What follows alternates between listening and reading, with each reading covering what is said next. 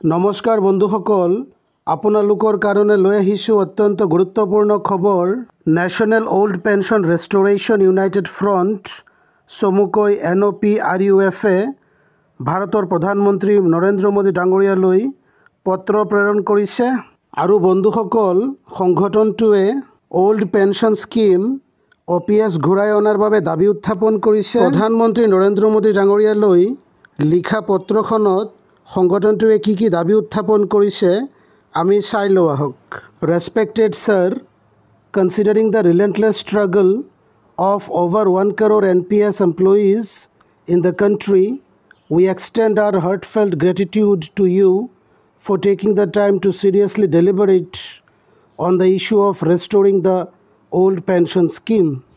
Over 1 crore NPS employees across the country hoped that you would make a decision in favor of restoring the old pension scheme.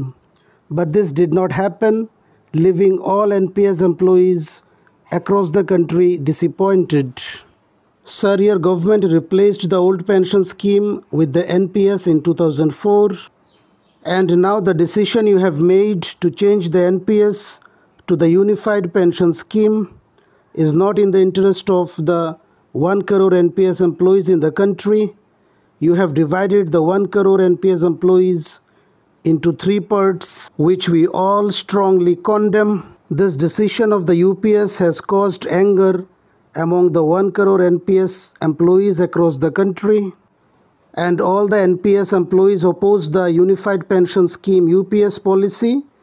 We will continue to struggle even more vigorously for the restoration of the old pension scheme, and will give a strong response in the upcoming state assembly elections through the Vote for OPS campaign. Sir, when honorable legislators and parliamentarians are entitled to the old pension scheme, why not a government employee? We will not let the 1 crore NPS employees be disappointed.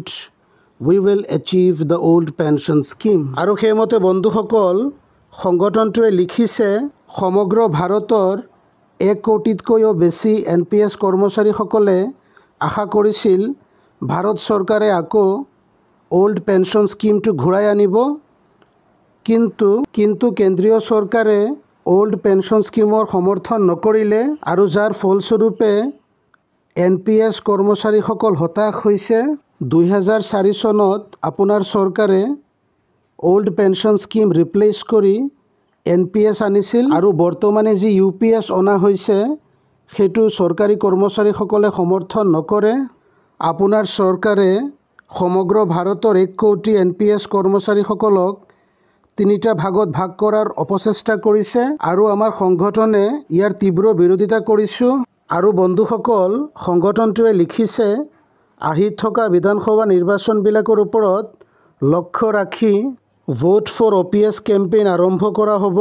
আৰু বন্ধুসকল, পত্ৰখনত লিখা হৈছে, যদি legislators আৰু পাৰ্লিয়ামেণ্টেৰিয়ানসকলে old pension স্কিমৰ সুবিধা ল'ব পাৰে, তেতিয়াহ'লে চৰকাৰী কৰ্মচাৰীসকলে কিয় অল্ড পেঞ্চন স্কিমৰ সুবিধাটো নাপায়? আমি 1 কোটি NPS কৰ্মচাৰীক হতাশ হ'ব নিদিওঁ। আমি অল্ড পেঞ্চন স্কিম এচিভ কৰিমেই। বন্ধুসকল, উক্ত বিষয়টোলৈ আপোনালোকৰ কি মতামত আছে আপোনালোকে অনুগ্ৰহ কৰি আমাক কমেণ্ট ছেকশ্যনৰ যোগেদি জনাব, আৰু আমি আশা কৰিছোঁ OPS আকৌ ঘূৰি আহিব। থেংকছ ফৰ ৱাচিং দ্য ভিডিঅ'।